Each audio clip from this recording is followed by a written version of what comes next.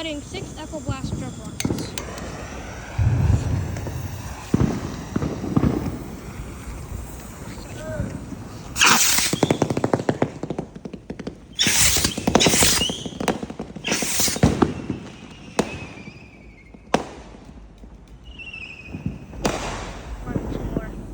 We only did 4, so here's extra 2.